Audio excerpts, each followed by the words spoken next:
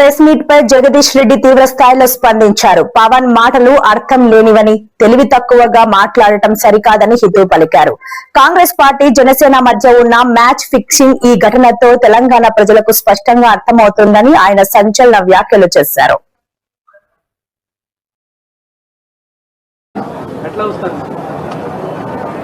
వాస్తవానికి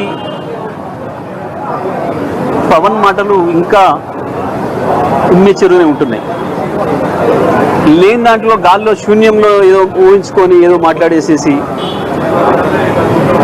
ఆయనను ఎవరో ఏదో అన్నాడని చెప్పి, ఎవరో ఏదో మాట్లాడితే అనామకులు ఎవరి గురించి మాట్లాడుతున్నాడో చెప్పాలి. ఆయన